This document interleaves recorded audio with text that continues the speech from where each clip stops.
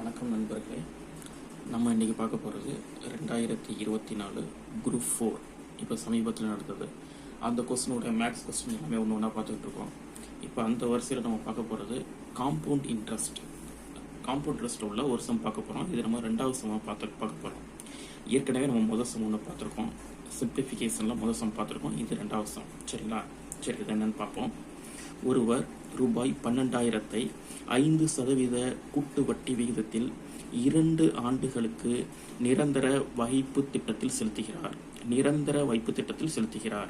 நிரந்தர வைப்பு முதிர்வு தொகையாக, நல்லா பார்த்துக்கோங்க, முதிர்வு தொகைன்னா டோட்டல் அமௌண்ட், மெச்சூரிட்டி அமௌண்ட் தான் முதிர்வு தொகைன்னு சொல்லுவாங்க. முதிர்வு தொகையாக அவர் எவ்வளவு பெறுவார்? இதுதான் கொஸ்டின். சும்மா சாதாரண கொஸ்டின். 2 ஆண்டுகளுக்கு கேட்டுட்டாங்க. காம்பவுண்ட் இன்ட்ரெஸ்ட்டில் 2 ஆண்டுகள் கேட்குறாங்க. 5%. சரிங்களா? 5% ரேட் ஆஃப் இன்ட்ரெஸ்ட். இது ஃபஸ்ட்டு என்னென்ன கொடுத்துருக்காங்கிற எழுதிக்குவோம். இது 2 மெத்தடில் நம்ம பார்க்கலாம். ஃபஸ்ட்டு ஒன்று வந்து ஃபார்முலாவில் பார்க்கலாம். இன்னொன்று வந்து ஃப்ளோ சார்ட் மூலமாக நம்ம பார்க்கலாம். 2 மெத்தடுமே நான் உங்களுக்கு சொல்கிறேன். இப்போ நான் உங்களுக்கு சொல்ல போகிறது ஃபார்முலா மெத்தடு மட்டும்தான். நெக்ஸ்ட் டைம் இதே சம் நம்ம ஃப்ளோ சார்ட்டில் நம்ம செய்யலாம். சரிங்களா? இப்போ நம்ம என்ன பண்ண போகிறோம் அப்படின்னா, இதில் என்னென்ன கொடுத்துருக்காங்கிறது எழுதிக்குவோம். ஃபஸ்ட்டு அசல் பிரின்சிபல் அமௌண்ட் கொடுத்துருக்காங்க. Principal amount P is equal to 12,000. சரிங்களா? நெக்ஸ்ட் அவங்க என்ன கொடுத்துருக்காங்க அப்படின்னா, ரேட் ஆஃப் இன்ட்ரெஸ்ட், அது 6 எடுத்துக்கோம். Rate of interest is equal to 5%.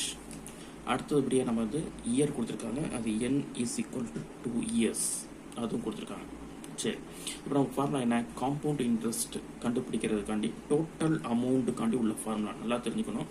Compound இன்ட்ரெஸ்ட்டை பொறுத்தளவு டோட்டல் அமௌண்ட் தான் கண்டுபிடிப்போம். அதில் இன்ட்ரெஸ்ட் வேணும் அப்படின்னா பிரின்சிபல் அமௌண்ட்டை நம்ம சப்ட்ராக்ட் பண்ணிடுவோம். சரிங்களா? இப்போ டோட்டல் அமௌண்ட் வேணும் அப்படின்னா அதுக்குள்ள formula A is equal to P into 1 plus R by 100 whole power N. இதுதான் நமக்குள்ள ஃபார்முலா. சரிங்களா? பார்த்தீங்கன்னாலே உங்களுக்கு தெரியும். A is equal to P into 1 plus R by 100 whole power. இதில் நீங்கள் அப்படியே ஒவ்வொன்றையும் சப்ஸ்டிடியூட் பண்ணிங்கன்னா போதும். Therefore amount is equal to principal எவ்வளவு? 12,000. 1 plus rate of interest 5% divided by 100 whole power என்னங்கிறது year, 2 years. சரிங்களா? ஓகே, இதை நீங்கள் சிம்பிளிஃபை பண்ணிங்கன்னா we will get the answer. Therefore நம்ம என்ன பண்ண போகிறோம்? ஓகே,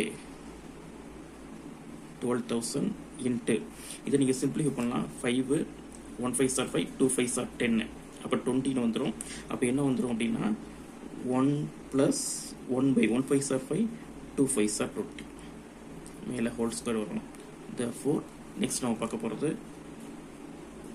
12,000 into, இப்போ இதை என்ன பண்ணலாம்னா நீங்கள் கிராஸ் மல்டிபிள் பண்ணி ஆட் பண்ணிக்கலாம். Therefore 20 into 1 இரண்டு நீங்கள் மல்டிபிள் பண்ணிக்கோங்க. 20 into 1 இரண்டு நீங்கள் மல்டிபிள் பண்ணிக்கணும்னா 20 தான் வரும். 20 into 1 20 plus 1 21 வந்துடும். அப்போ be able to write, நம்ம எப்படி எழுதலாம்? 21 divided by 20 எழுதலாம். இங்கே ஸ்கொயர் இருக்கிறனால 2 டைம் மல்டிபிள் பண்ணிக்கிறேன். அப்போ into 21 divided by 20 into 21 divided by 20 எழுதியாச்சு. இங்கே மேலே ஸ்கொயர் இருக்கனால நம்ம 2 வாட்டி எழுதியிருக்கோம், வேறு ஒன்றும் கிடையாது. சரிங்களா? ஓகே, இப்போ சிம்பிளிஃபை பண்ணிக்கலாமா? இப்போ பாருங்கள், இங்கே 0 இருக்குது, இந்த 0 கேன்சல் பண்ணிக்கலாம். இது எல்லாத்தையும் நீங்கள் கேன்சல் பண்ணி மல்டிபிள் பண்ணால் நமக்கு ஆன்சர் கிடச்சிரும். சரி, இப்போ நம்ம கேன்சல் பண்ணலாம். 10 கேன்சல் பண்ணியாச்சு. இங்கே உள்ள 10 இங்கே உள்ள 10 கேன்சல் பண்ணியாச்சு. ரிமைனிங் 120 இருக்குது. சரிங்களா? இப்போ திருப்பி பாருங்கள், 2 கேன்சல் பண்ணுறேன். இங்கே உள்ள 2 கேன்சல் பண்ணோம்னா 120ங்கிறது 60 மாறும்.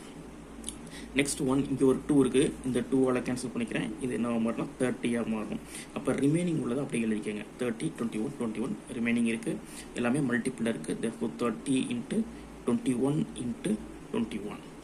இதை நீங்கள் மல்டிபிள் பண்ணால் நமக்கு ஆன்சர் கிடச்சிரும். therefore 30 into 21 into 21 எப்போதுமே ஒரு ஸ்கொயர் நம்பர் எப்போதுமே மெமரி பண்ணி வச்சுக்கோங்க. 25 வரைக்குமே ஸ்கொயர் நம்பர் மெமரி வச்சுக்கோங்க. therefore 21 441. இப்போ இதை நீங்கள் டேரெக்டாகவே மல்டிபிள் பண்ணிக்கலாம். சரிங்களா? 30 into 441. அப்போ நான் 3 இங்கே 0 இருக்கட்டும். 3 மல்டிபிள் பண்ணுறேன். 1 3s are 3. Next 1 4 3s are 12. 12க்கு 2 balance 1 இருக்குது. Next 1 4 3s are 12. ஆல்ரெடி ஒரு 1. 12 plus 1 13.